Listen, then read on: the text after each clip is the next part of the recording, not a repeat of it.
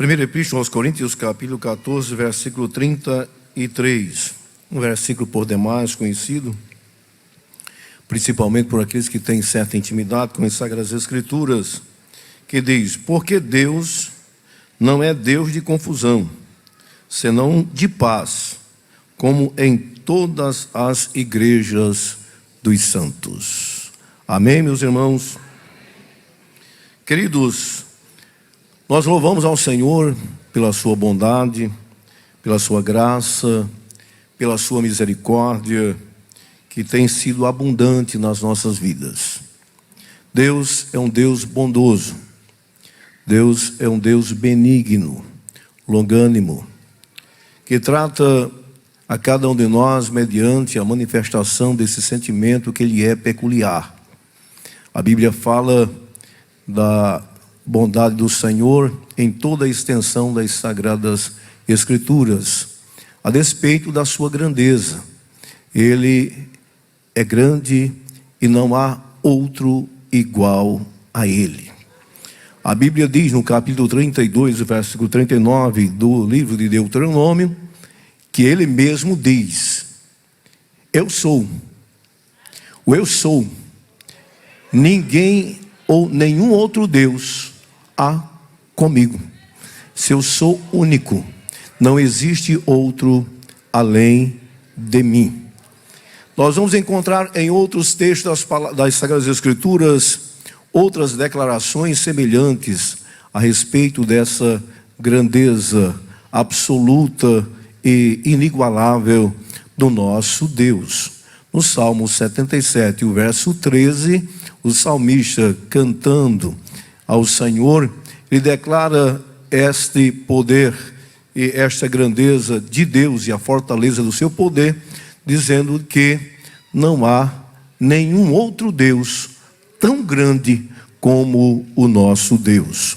O próprio Deus diz no capítulo 40 e o versículo 11, versículo 22 do livro do profeta Isaías, que Ele é aquele que está assentado sobre o globo da terra, e cujos homens são como gafanhotos. Ele é quem estende os céus como cortina, e desenrola-os como tenda para nele habitar. O versículo 26 diz assim: vocês levantem os vossos olhos para os céus e vejam quem criou todas estas coisas, quem por conta produz os seus exércitos, e se pela grandeza do seu poder e a fortaleza do seu poder, nenhuma delas faltará. Se referindo aos seres celestiais, aos elementos celestiais. E ele diz mais que por conta dessa grandeza, ele chama a cada uma delas pelo seu nome.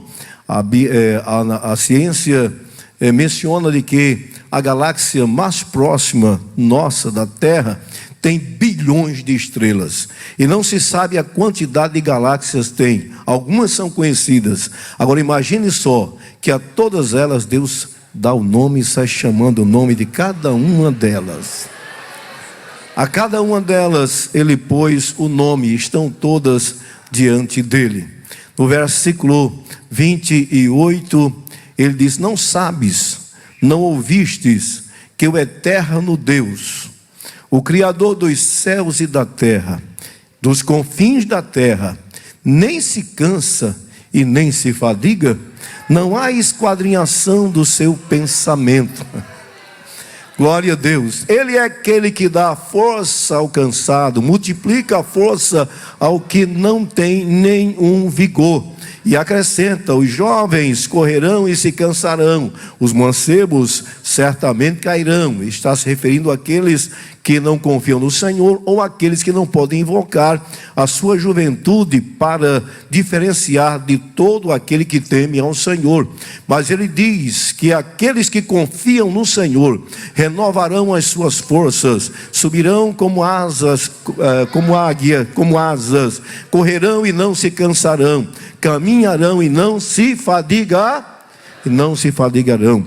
Esse é o Deus tremendo e poderoso a quem nós servimos. Bendito seja o seu santo nome para sempre.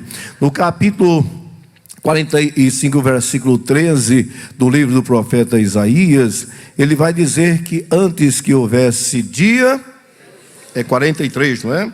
Para fazer uma citação correta, livro do profeta Isaías. Irmãos, na medida que eu for citando os versículos, porque às vezes a gente tem alguns versículos na cabeça, mas é bom que a igreja acompanhe, até para que não haja nenhuma menção incorreta, né? E os irmãos tenham dificuldade de localizar.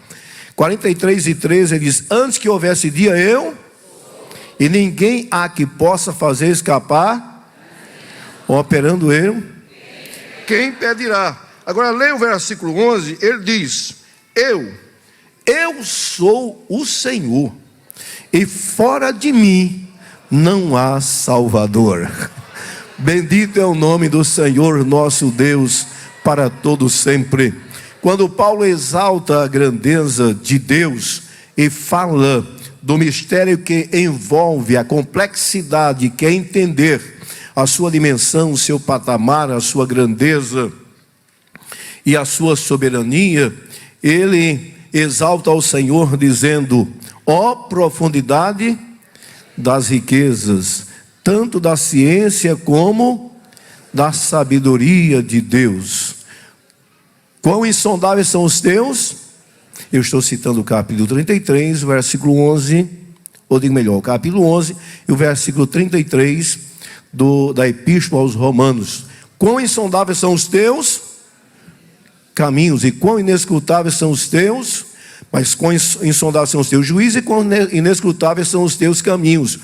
Porque quem conheceu a mente do Senhor? O nosso Deus não é um Deus que se pode definir, ou um Deus que se pode conceituar com um entendimento meramente humano. Por quê? Porque Ele é maior do que todas as coisas.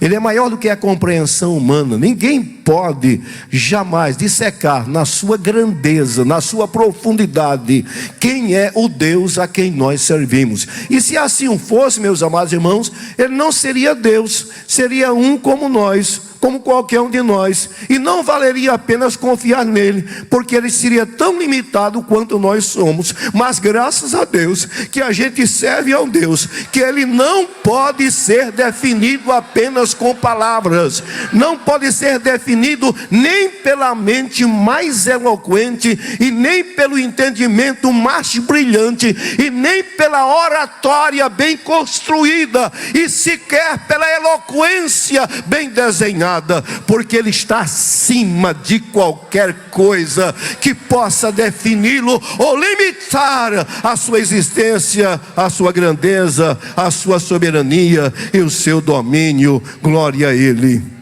Então ele diz que ninguém compreende o seu intento, não é? E ainda diz mais: quem é que lhe deu primeiro para que ele seja recompensado?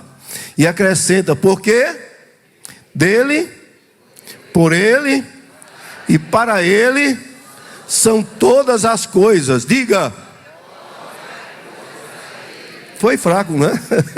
Porque dele, por ele e para ele são todas.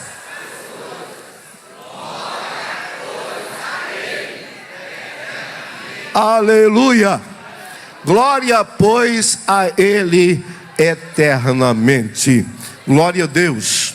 Ana, quando exaltava ao Senhor pelo deferimento da sua petição, depois de rogar intensamente ao Senhor a manifestação de um ato miraculoso na sua vida, devido à ignomínia que ela encarou durante muitos anos da sua vida, e depois de ser respondida, atendida pelo Senhor, ela irrompe em um canto, meus amados irmãos, que é um dos mais belos das Sagradas Escrituras.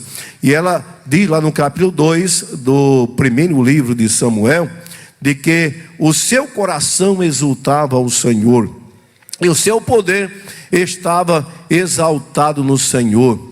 Ele disse: porque não há Deus como o nosso Deus, porque não há santo como o Senhor, e nenhum outro há como Ele. Ninguém é comparado à rocha de Israel.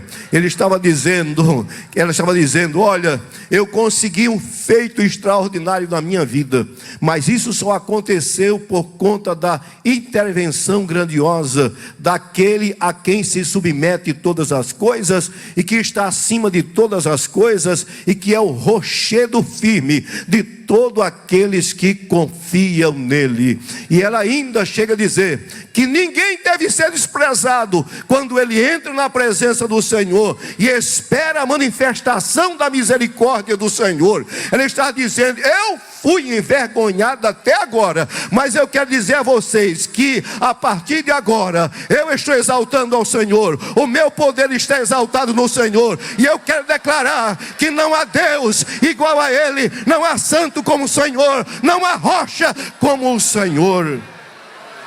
A minha língua agora se dilatou sobre todos os meus inimigos. Se acrescenta: não multipliqueis palavras de altíssima altivez, e nem saia da vossa boca coisa dura alguma, porque o Senhor é o Deus da sabedoria, e por Ele são as obras pesadas na balança. Ana estava dizendo: as coisas podem ir até certo termo, alguns impedimentos, algumas dificuldades, algumas limitações, algum opróbrio, alguma ignomínia, alguma vergonha, mas quando Ele intervém, acaba tudo isso, porque tudo está no controle dele. Alguém pode sofrer até certo tempo, agora quando Ele chega, Ele muda as coisas. Ele muda as coisas, Ele dá um novo rumo, Ele dá um novo sentido. Por isso vale a pena confiar no Senhor. Glória a Deus. Bendito o seu santo nome. A despeito, meus amados irmãos, dessa grandeza, a respeito da do seu poder ilimitado, a respeito desse domínio que é eterno, portanto vemos nas Sagradas Escrituras um Deus bondoso, um Deus que se interessa em fazer o bem, um Deus que se interessa em auxiliar, em abençoar, em trazer os seus benefícios para a vida de todas as pessoas. A Bíblia diz que esse Deus é tão bom que Ele tudo faz para com que as pessoas cheguem ao alcance da virtude do seu poder, da manifestação da sua graça, da sua boa vontade. Deus quer sempre o melhor para as pessoas. Paulo diz no capítulo 2, o versículo 3 e o versículo 4 da primeira epístola a Timóteo, de que é bom e agradável diante dele que todos os homens se salvem e cheguem ao pleno conhecimento da verdade. No capítulo 33 e o versículo 11 do livro do profeta Isaías, vamos vê-lo dizendo: eu, o Senhor, ou vivo eu, o Senhor, de que eu não tenho prazer na morte do ímpio, antes que o ímpio se converta e se arrependa, para que não se suceda coisa ruim sobre ele. Ou seja, Deus tem todo o interesse de manifestar o seu favor e a sua graça a todos os homens. Ele é chamado de o Deus misericordioso. No Salmo 103, nós vamos encontrar em alguns dos versos desse salmo essa declaração extraordinária a respeito da sua bondade, quando o salmista exalta ao Senhor pela realização dos seus grandes benefícios. Ele diz: bendize, ó minha alma, ao Senhor, e tudo que há em mim.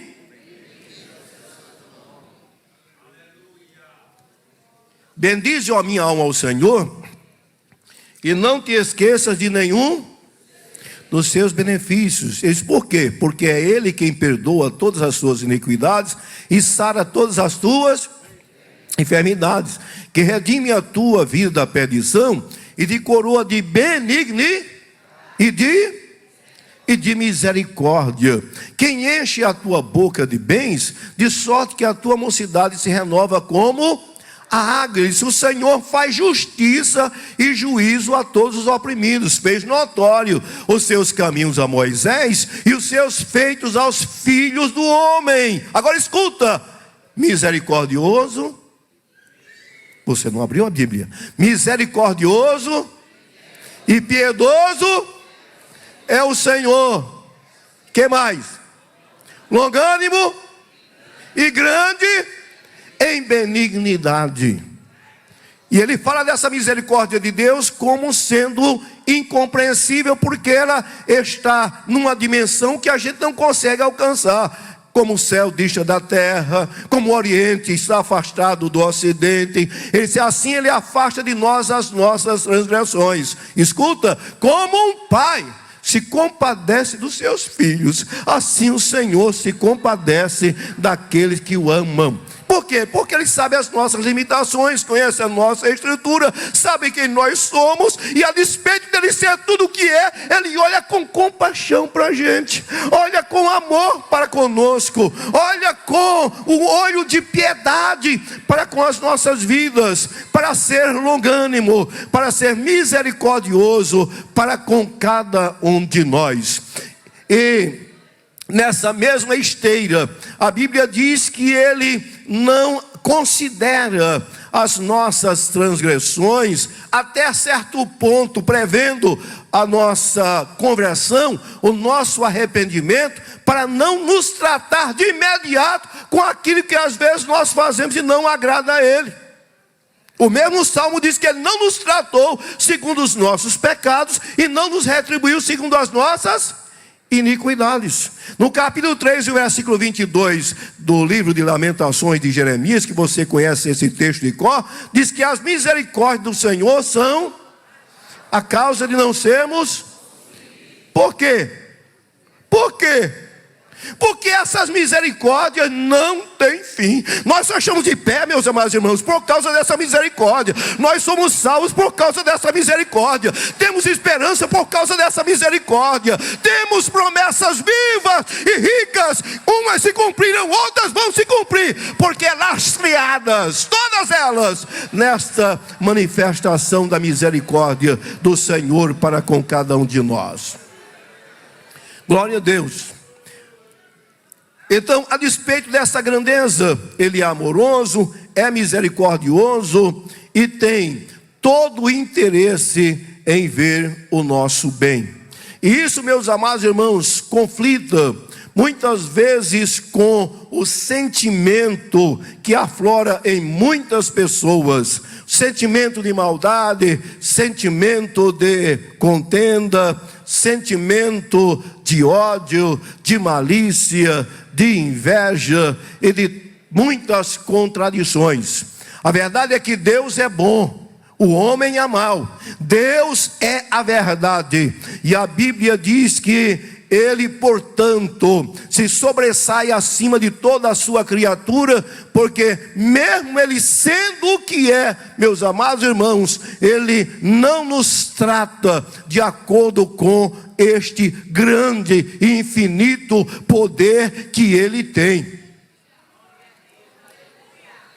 Eu não me lembro agora, mas posso procurar e encontrarei com muita facilidade um dos textos das Sagradas Escrituras, onde a Bíblia diz que Ele está assentado em um alto e sublime trono. E Ele diz: olha, eu estou assentado em um alto e santo lugar, e também habito com os contritos e quebrantados de coração. Isso é muito profundo, meus irmãos. Isso é muito profundo. A gente pensar na grandeza de Deus, no que a Bíblia declara a respeito dele, naquilo que a gente vê, porque a Bíblia diz que os céus manifestam essa glória e essa grandeza dele, mas ele diz assim: a despeito do que eu sou, o que sou, no entanto eu também habito com aquele que é quebrantado e contrito de coração. Eu queria citar esse texto para que vocês... 57 e o versículo 15. Abram a Bíblia, por gentileza. Estou apenas fazendo uma introdução para nós darmos sequência a essa breve palavra. Isaías capítulo 57, versículo 15 e o versículo... só o versículo 15. Porque assim diz o alto e o sublime, que habita onde? Já pensou quantas gerações passaram já? Quanta gente já passou? Quanta gente que achava que era alguma coisa e já passou? Quantos reis? Quantos heróis? Quantos super-heróis? Quanta gente que foi aí declamada em poesias, em exaltação. Passou tudo isso. Mas ele disse assim: eu habito na eternidade. E cujo nome é? Em um alto e santo lugar habito, e também com o contrito e abatido de espírito. Para quê? Para vivificar o espírito dos abatidos e para vivificar o coração dos contritos. É por isso que Jesus foi chamado de o Emanuel, que quer dizer Deus conosco. Ou seja, a importância, a relevância que Deus dá à sua criatura para se comunicar com ela, para se relacionar com ela, para dialogar com ela, para agir na vida de cada um daqueles que o invocam e confia nele e crer nele, como a palavra do Senhor manifesta que ele é. Mas vou dar prosseguimento. Ele é um Deus bondoso e, portanto, um Deus de paz. É um Deus que sempre está disposto a abençoar indistintamente a todas as pessoas. E por quê? Porque para Ele não há acepção de pessoas. Se nesta vida alguém consegue distinguir um de outro com relação a Ele, isso não acontece. Deus, Ele tem o interesse de abençoar e de se relacionar indistintamente com cada pessoa. Às vezes alguém pensa na concepção humana de forma diferente disso. Não foi assim que os religiosos da época da igreja primitiva, e por que não dizer até alguns apóstolos, porque eles eram egressos do judaísmo, e eles tinham sempre em mente de que a bênção de Deus era para Israel e não para os gentios. De tal forma que Pedro também foi envolvido por essa concepção, defender essa concepção, e até resistiu quando o Senhor lhe mostra uma visão a respeito desse tratamento igualitário, equitativo, não é? Que não faz acepção que Deus tem com relação a todas as pessoas. De modo que quando ele é chamado para pregar ou ensinar a palavra do Senhor, o santo evangelho a Cornélio, e que chega na casa de Cornélio e que recebe a informação de Cornélio de uma visão que havia tido de anjos, ele que, como tinha sido instruído a mandar buscá-lo para que pudesse ser melhor esclarecido a respeito da mensagem alvissareira do evangelho, Pedro, quando chega na casa de Cornélio e escuta isso, diz: eu reconheço por verdade que Deus não faz acepção de pessoas, mas que lhe é agradável aquele que em qualquer lugar o teme e obra o que é justo. E aí ele se declara, ou ele manifesta a verdade do evangelho a Cornélio, dizendo que aquela foi a palavra que veio por toda a Judéia, começando pela Galiléia, depois do batismo que João pregou, como Deus ungiu a Jesus de Nazaré com o Espírito Santo e com verdade, o qual andou fazendo o bem a todos e curando a todos os oprimidos do diabo, porque Deus era com ele. Ele está dizendo: eu estou vendo agora que Eu faço distinção de pessoas. Alguém faz distinção de pessoas. Agora o Deus a quem nós servimos, para Ele não tem rico, não tem pobre, não tem grande, não tem pequeno, não tem bonito, não tem feio, não tem classe alta, não tem classe média, não há distinção. Não tem brasileiro, não tem americano, não tem oriental, não tem asiático. Tudo para Ele é uma coisa só. Todos são procedentes do seu poder criativo, e Ele contempla pela sua bondade de forma indistinta a cada uma das criaturas. Eu citei o capítulo 2, aliás, capítulo 10, a partir do versículo 34 do livro dos Atos dos Apóstolos. Então, meus amados irmãos, esse é o Deus de paz. Esse é o Deus que nós lemos agora o texto no início, diz que Ele não é Deus de confusão. Deus não é Deus de confusão. Deus é um Deus de paz. Em todas as Sagradas Escrituras, nós vamos encontrar esse conceito a respeito do próprio Deus. Já falamos da sua bondade, já falamos da sua grandeza, mas um dos títulos que é atribuído ao Senhor é que Ele é um Deus de paz. E não tem coisa melhor do que falar em tempos de tanta beligerância como a que nós estamos vivendo, de tantos conflitos, de tantos embates, de tantas contendas, de tantas pelejas. Como falar do Deus de paz, do promotor da paz, da fonte da paz, daquele que é interessado em manifestar essa paz a todos os homens. É verdade que Paulo nesse texto ele fala a respeito de alguma desordem na realização do culto, não é? E ele procura corrigir isso, mas fica implícito aqui aquilo que é a natureza do sentimento divino. Ele é um Deus de paz. Nós vamos encontrar em outros textos da palavra do Senhor outras referências a respeito desta natureza divina. Se você ler o capítulo 15, o versículo 33, e eu peço que vocês abram a Bíblia, meus irmãos, porque eu fico às vezes preocupado citando assim, e vocês não vão abrindo a Bíblia. O nosso pastor sempre tem tido esse zelo, essa diligência, esse cuidado de quando está citando a palavra do Senhor, é bom que vocês estejam abrindo a Bíblia, não é? É melhor olhar para a Bíblia do que olhar para a gente, não é? O capítulo 15, versículo 33 da Epístola aos Romanos, nós vamos encontrar o apóstolo em suas considerações, aqueles irmãos, não é, dizendo do desejo que tinha em voltar a vê-los, mas ele utiliza essa expressão dizendo que o Deus de seja com todos vós. Amém. Ainda nesse mesmo, ou nessa mesma carta, nessa mesma epístola, no capítulo 16, veja o versículo 20, o mesmo apóstolo diz que Ele é o Deus de paz. E o Deus de paz, Ele diz, em breve, Ele vai esmagar a Satanás debaixo dos vossos pés. Que expressão forte, não é? Todos esses males que você vê em abundância, todas essas informações ruins, todos esses malefícios que todo dia nos ofende, atinge a nossa mente, o nosso coração, faz a terra clamar, ou gerar um verdadeiro clamor, vai cessar um dia. E sabe como? Esse Deus de paz vai pegar aquele que é o destruidor, o mentiroso, o homicida, e vai esmagar a cabeça dele debaixo dos pés dos seus santos,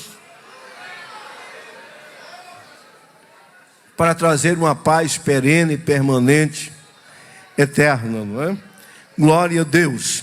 No capítulo 13, versículo 20 e o versículo 21 da Epístola aos Hebreus, nós vamos encontrar uma expressão correspondente, dizendo de que o escritor aos Hebreus diz que o Deus de paz, que pelo sangue do concerto, já encontraram?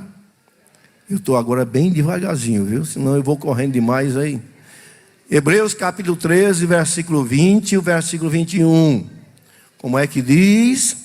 E o Deus de paz, que pelo sangue do concerto eterno tornou a trazer dentre dos mortos a nosso Senhor Jesus Cristo, grande pastor das ovelhas, vos aperfeiçoe em toda boa para fazeres a sua, operando em vós o que perante ele é agradável, por Jesus Cristo, ao qual seja a glória para sempre. Mas observe que ele diz: o mesmo Deus de paz. Ele diz: comunique essa paz a vocês. No que sentido? Aperfeiçoando o vosso caminhar, chamando a vossa atenção para que as vossas obras, elas possam estar sempre fundadas, alicerçadas na manifestação dessa natureza que ele comunicou a cada um de nós.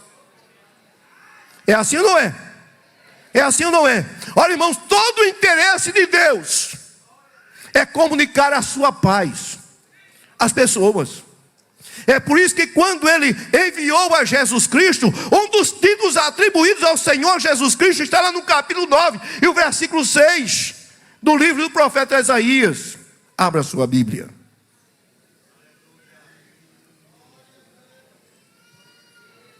Por quê? Porque um menino e um filho e o principado e o seu nome maravilhoso. Ninguém faria e ninguém fez e ninguém fará o que ele fez. Ele chamaria a atenção pelos seus feitos extraordinários. E o seu nome será maravilhoso, Conselheiro. Quem falou igual a ele? O próprio povo dizia: olha, ele não ensina como os fariseus e nem como os escribas. A palavra dele é diferenciada. Quando ele fala com autoridade. A palavra dele entra no coração da gente. Conselheiro, Deus forte. Isso se compatibiliza com a expressão de Jesus: é-me dado todo o poder no céu e na terra. Tem um irmão que ele, toda vez que ia pregar, ele citava esse versículo para dizer: irmão, Jesus não deixou poder para ninguém. Ele reuniu o poder todinho para ele. Não dividiu o seu poder com ninguém. Essa glória é dele. Ele não divide essa glória com ninguém. Essa grandeza é exclusiva dele. Deus forte. Pai na eternidade. Se você ler o capítulo 1 e versículo 12 da Epístola aos Colossenses, é bom abrir a Bíblia. Versículo 1 diz assim: como é que diz? Estou dando tempo para vocês encontrarem, não? Mas graças que nos fez para participar da herança dos santos na luz. Ele nos tirou das potestades das trevas para o reino do Filho do seu. O que mais?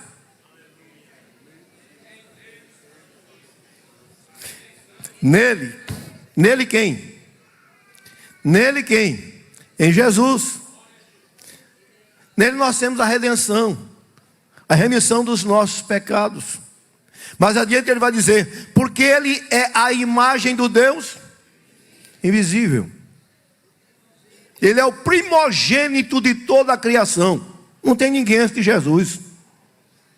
Porque nele foram criadas todas as coisas, diga todas as coisas que há nos céus e na terra visíveis e invisíveis, quer sejam tronos, quer sejam dominações, quer sejam principados, quer sejam potestades, tudo foi criado por Ele e para Ele, e Ele é antes de todas as coisas, e todas as coisas subsistem por Ele, e Ele é a cabeça do corpo, da igreja, o princípio primogênito entre os mortos, para quem tudo Ele tem a preeminência, porque foi do agrado do Pai que toda a plenitude nele habitasse, e havendo feito a paz pelo sangue da sua cruz, por meio dele mesmo, Jesus,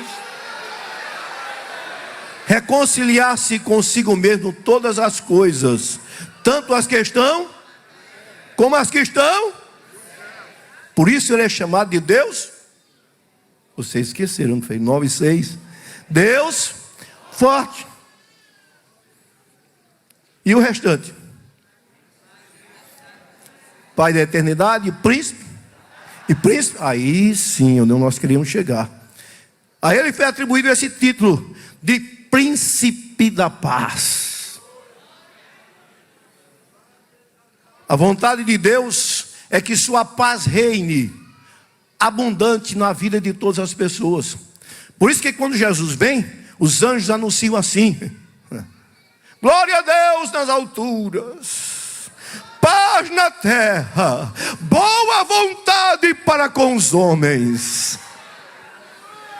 Enquanto tem tanta gente que deseja o que não é bom para as demais, para outras pessoas, nós temos um Deus que Ele é o que é, e diz assim: eu só penso coisa boa para você, eu só tenho coisa boa para você. Eu citei o capítulo 12, versículo 14 do Evangelho segundo escreveu São Lucas. Essa foi a declaração de apresentação de Jesus Cristo ao mundo. Como Ele seria? Ele é a declaração extraordinária, contundente, pujante, gloriosa, sublime, da paz que vem de cima e que é agora irradiada a toda a humanidade. Glória a Deus. E o próprio Jesus Cristo, Ele difunde essa paz no seu ministério. E Ele chega a dizer de que Ele tinha algo para oferecer às pessoas. E Ele tinha algo para oferecer de forma diferenciada. Porque, meus amados irmãos, vocês podem observar que existe, Jesus ao tempo, que existe uma facilidade, ou que há uma facilidade muito grande das pessoas falarem de palavras que são virtuosas. Como é bom falar do amor, não é? Tem gente que chega a essa boca assim, né? Amor. Como é bom? Paz, não é? No Natal, paz. Paz para você, paz para a família. Mas a gente não vê essa paz, meus irmãos, no dia a dia. A gente só escuta coisa ruim no dia a dia. Porque essa paz, apesar de ser uma oferta de Deus à humanidade, infelizmente, muitas pessoas não a atraem, não a querem para si, porque estabelecem um modo de viver próprio. E preferem viver de forma contenciosa, preferem viver de forma beligerante. Tem gente que não dorme enquanto ele não faz o mal. Tem gente que não dorme enquanto ele não fala mal dos outros. Mas quem tem Jesus e recebeu o que Jesus deu, é diferente. 14:27 de João, ele diz: deixo-vos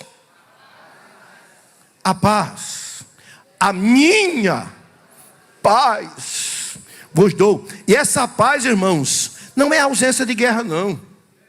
Essa paz, ela é um estado que o Senhor, Ele confere à pessoa que a recebe, né? Que a absorve, que a recepciona. Ele disse: é diferente da paz que existe no mundo, porque no mundo não há paz. Ele disse: agora em mim há paz, há uma paz verdadeira. Essa paz, ela é tão poderosa que ela fala quando a gente sofre, quando a gente é perseguido, quando a gente passa por alguma situação, quando a gente enfrenta uma adversidade, mas ela vai moldando a gente, vai sustentando a gente, ela vai guiando a gente, de maneira que a gente não se desespera, a gente não se perde, a gente não cai no marasmo, na desgraça, na miséria. Por quê? Porque nós estamos sustentados por essa paz.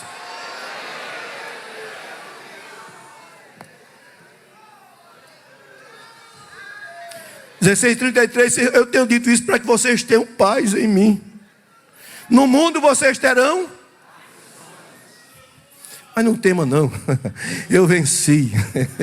Ele estava dizendo o seguinte: olha, o que eu dei a vocês é suficiente para vocês continuarem de pé. De pé.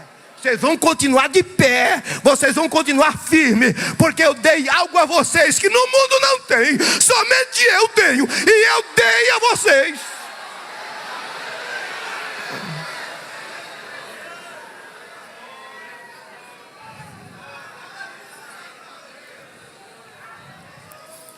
O desejo de Deus, do Deus de paz, é que nós vivamos verdadeiramente um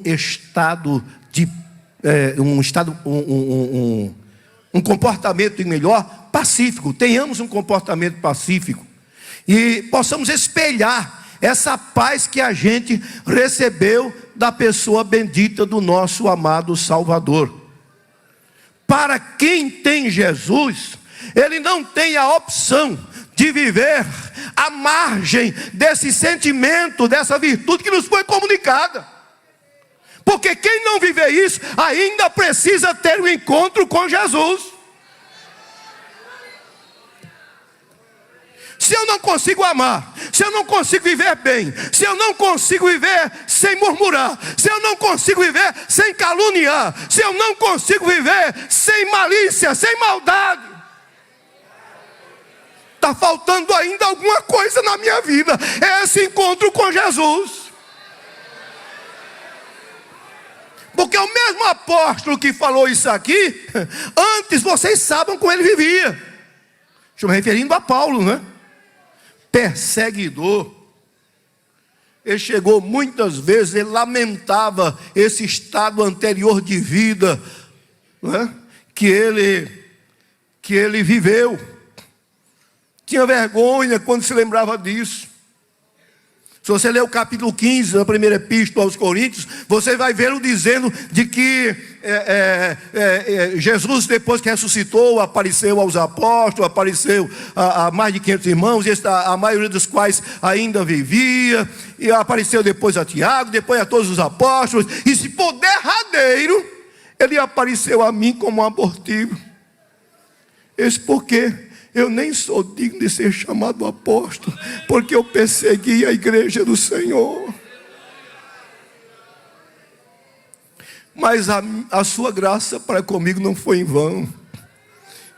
Ele mudou a minha vida. E ele já recebeu uma palavra logo de Deus através de Ananias, de que agora de perseguidor ele passaria a ser perseguido. E a gente vai vendo ele falando dessa paz que ele havia alcançado. Eu citei aqui alguns textos, não é? No capítulo 3, e o versículo 12 da Epístola aos Coríntios, você vai encontrar o mesmo apóstolo dizendo o seguinte. Abra a palavra do Senhor, meus amados irmãos, e confira por gentileza.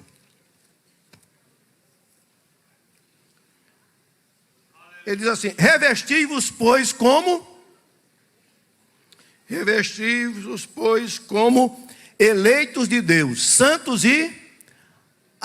que ninguém leu ainda. Eu disse Colossenses 3:12. Eita, que eu estou ficando velho mesmo. Colossenses 3:12. Está vendo que é bom vocês conferirem? Está vendo? Colossenses capítulo 3, versículo 12. Revesti-vos, pois, como Eleitos de Deus, santos e de quê? De entranhas de misericórdia, de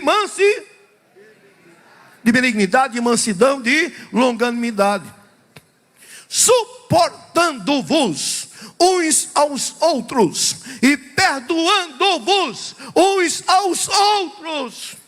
E se alguém tem alguma coisa contra o outro, assim como ele vos perdoou, assim fazei-o vós. Veja aqui, a comunicação de Deus através daquele homem que teve a sua vida transformada, é de que a conduta agora era diferente. Eu não vou pagar o mal com o mal. Aliás, ele fala isso no capítulo 12 de Romanos, né? Eu não vou pagar o mal com o mal. Eu não vou perseguir quem me persegue. Eu não vou responder na mesma reciprocidade a quem me quer o mal. Paulo diz assim, olha, se fosse por isso, Jesus não perdoaria vocês jamais.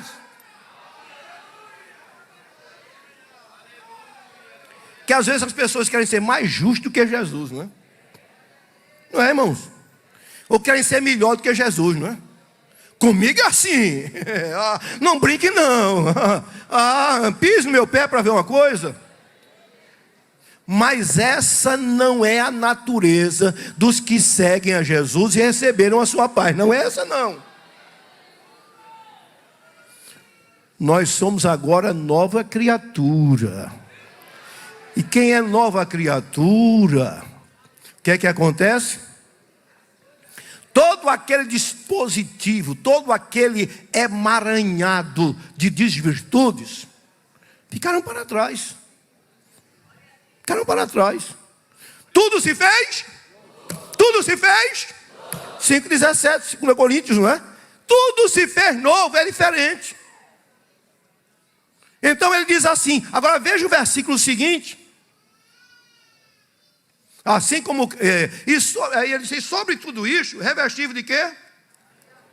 Do amor, que é o vínculo da perfeição. Agora escuta, e a paz de Deus, para a qual foste chamado em um, domine em vossos e sede. Você foi chamado pelo Senhor? Você foi trazido para o seu rebanho? Você passou a compor o corpo do Senhor Jesus Cristo? Sim? Sim? Ou não? Sim? Agora, se você está nesse corpo, não tem lugar mais para uma vida cheia de ódio, de rancor, de ressentimentos. Tem gente, irmãos, amargo. Tem gente que às vezes a gente não tem nem coragem de dar paz a ele, porque não sabe se ele está bom ou se ele está mal naquele dia. E às vezes você diz, Pai Senhor, amém. Não é assim? É assim ou não é? Mas Paulo está dizendo aqui, olha, vocês foram chamados por Ele para formar esse corpo glorioso chamado igreja. E portanto essa paz, ela tem que reger a sua vida em todos os aspectos. E tem mais uma coisa, você tem que dizer, Senhor, eu te dou graça porque tu mudaste a minha vida. Senhor, eu te dou graça porque tu tiraste o que não prestava. Senhor, eu te dou graça porque eu não penso mais como eu pensava antes. Agora eu penso de acordo com a tua mente, Senhor. Senhor, eu te dou graça porque agora eu sinto alívio na minha vida. Agora eu posso ver aquela irmã, oh, que alegria!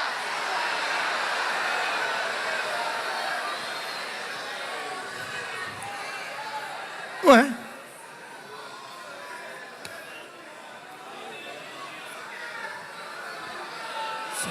Glória a Deus. Glória a Deus. Se tem alguma coisa ainda pesando nesse sentido, diga, Jesus, me dá paz. Eu preciso de paz, da tua paz, Jesus. Ore assim. Deixa essa paz inundar o seu coração.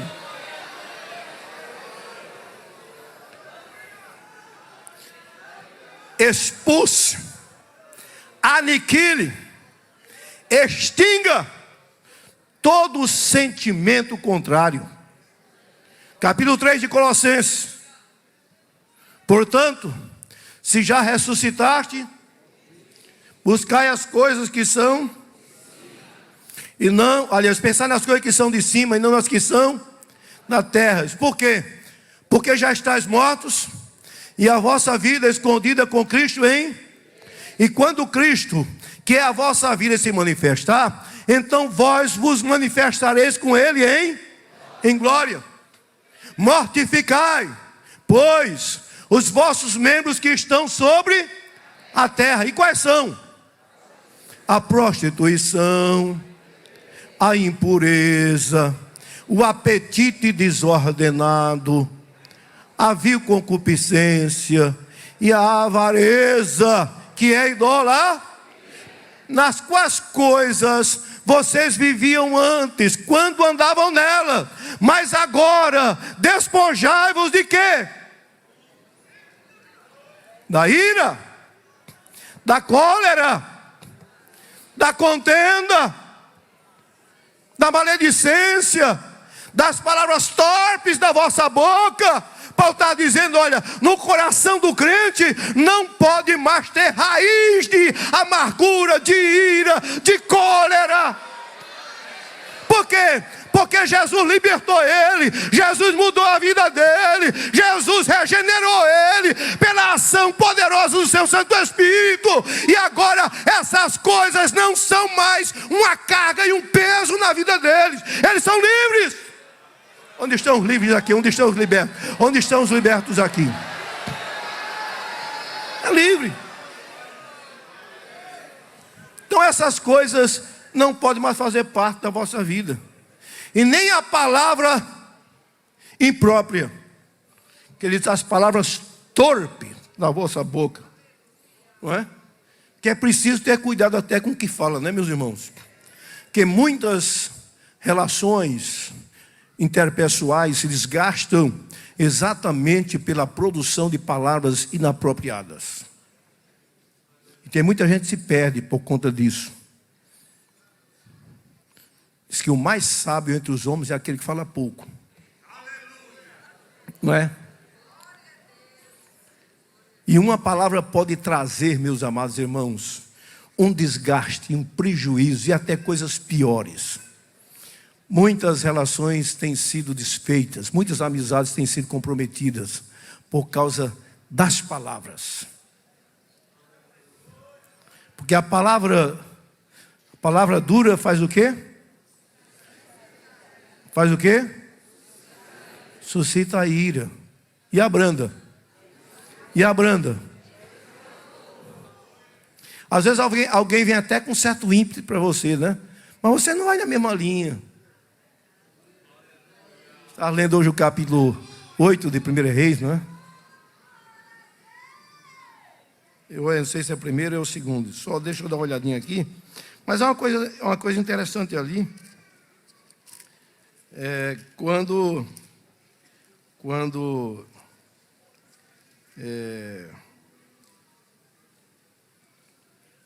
parece que é o capítulo. Deixa eu ver se é o primeiro livro dos Reis. Mas se eu encontrar aqui, vou citar a história. Quando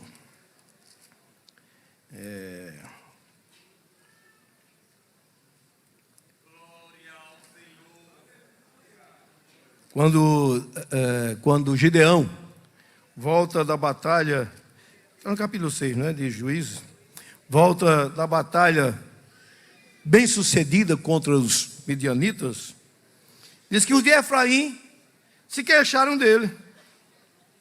Por que é que você foi para essa batalha e não chamou a gente, deixou a gente de fora? Isso não foi bom. E aí diz a palavra do Senhor que houve uma contenda muito grande entre eles. Mas Gideão, com sabedoria, disse: olha, essa conquista não é uma conquista meramente minha e nem dos valentes que que foram comigo. É 8, de 1 a 3, não é isso? 8, 1 a 3. Eu estava no 6, 7 e ia chegar no 8º lá, né? De 8, 1 a 3. Ele só disse: aqui não é uma proeza minha, não. Não é uma proeza minha, não. Ele só: Deus, versículo 3, vos deu na vossa mão os príncipes dos midianitas, Oreb e Zeebe. Que mais pude eu logo fazer do que vós? Porque tem gente que diz assim, né? Foi o meu braço, foi a minha força, não é? E a Bíblia diz que é maldito o homem que confia no homem e faz do seu braço a sua carne. Mas Gideão está dizendo aqui, olha, falei 17:5 de Jeremias. Mas Gideão está dizendo aqui: esse aí foi um ato advindo do Todo-Poderoso. Nós não somos melhores que vocês. Aliás, nós somos até como rabiscos. Não foi? Diante de vocês. Gideão disse assim: nós somos menores, mais humildes que vocês. Vocês são mais importantes. A tribo de vocês, a casa de vocês é mais relevante do que a gente. Foi o Senhor. Aí mudou, né? Muitas vezes, irmãos, eu encontro alguma situação assim, eu gosto de botar o camarada lá em cima. A melhor forma de você acabar com a contenda é você exaltar as pessoas. Paulo disse isso, não foi? Cada um considere o outro superior a si, de sorte que haja em vós o mesmo sentimento que houve em Cristo Jesus, que sendo em forma de Deus, não ter por usurpação ser igual a Deus. Antes aniquilou-se a si mesmo, tomando a forma de homem, fazendo semelhante aos servos, e achado na forma de servo, humilhou-se a si mesmo, até a morte de cruz. Paulo disse assim: ele é grande, ele é infinito, ele é o príncipe da paz, ele é o todo-poderoso, não há igual ninguém a ele, mas ele humilhou-se a si mesmo. Tem problema se humilhar não, irmãos. Não tem problema não. Para você ter paz com as pessoas, não tem problema. Deixa os outros crescer.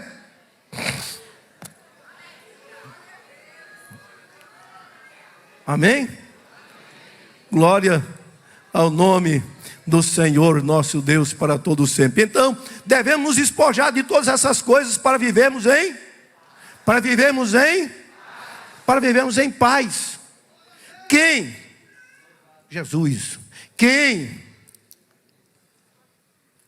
preserva, meus amados irmãos, esse interesse e esse propósito na sua vida, ele se identifica com o seu Salvador. Se você ler o capítulo 2, versículo 21, 22, lá da primeira epístola do apóstolo São Pedro, vai ver que Jesus Cristo, ele se esquivou muitas vezes de muitos conflitos. Porque Pedro disse assim: olha, eu andava com ele, eu nunca vi ele dizer uma coisa feia. Foi Pedro que disse assim: nunca houve engano na sua boca. Olha, eu vou dizer uma coisa a você: vamos seguir as pisadas de Jesus. Por quê, Pedro? Porque quando ameaçavam ele, não ameaçava. Quando injuriavam ele, não injuriava. E o que é que ele fazia, Pedro? Entregava ao Senhor, entregava ao Pai, entregava ao Pai, entregava ao Pai. Porque ele precisava ratificar as declarações dele. Porque uma coisa é você falar, e a outra coisa é você viver. Não poderia começar melhor a carta, ou digo, o livro dos Atos dos Apóstolos, como Lucas escreveu, senão ele disse: ora, Teófilo, eu fiz esse primeiro tratado a ti, para falar a respeito das coisas que o Senhor Jesus Cristo, não só,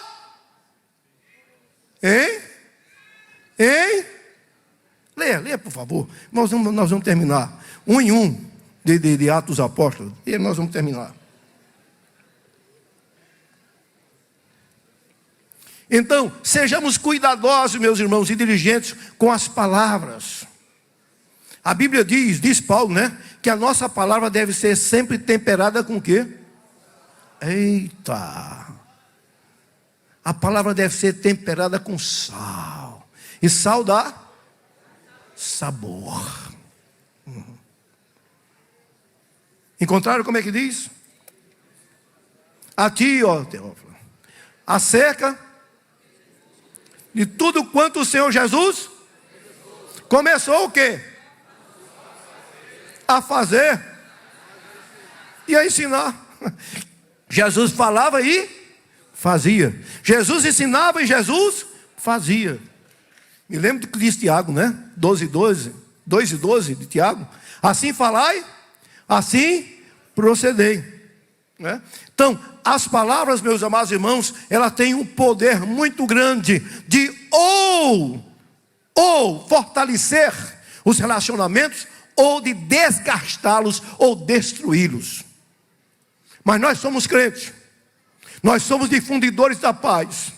E é bem-aventurado aqueles que promovem a mensagem alvissareira da paz do Evangelho de nosso Senhor Jesus Cristo. Há muitas coisas que a gente poderia falar aqui a respeito desse tema, porque ele é muito abundante. Mas o desejo de Deus é que nós sejamos, meus amados irmãos, os seus discípulos. Aliás, Jesus disse que uma das formas de nos identificarem como seus discípulos é o relacionamento pacífico e amoroso que nós devemos ter uns para com os outros e para com todos. Isso é tão verdade que o escritor aos Hebreus ele disse assim: segui a paz com todos, e sem a qual ninguém verá ao Senhor, não é? No capítulo 4, versículo 4, eu termino com essa expressão da epístola do apóstolo Paulo aos Filipenses. Ele diz assim: regozijai-vos no Senhor. Outra vez os digo, seja a vossa equidade notória a todos os, perto está o, não estejais inquietos por coisa alguma, antes as vossas petições sejam em tudo conhecidas diante de Deus pela oração e súplica com uma ação de graças. E a paz de Deus, que excede essa paz que domina a vida da gente, não é? Que excede todo o entendimento, guardará os vossos corações e os vossos sentimentos em Cristo Jesus. Quanto a mais, irmãos, olha quem vive de forma pacífica, não é?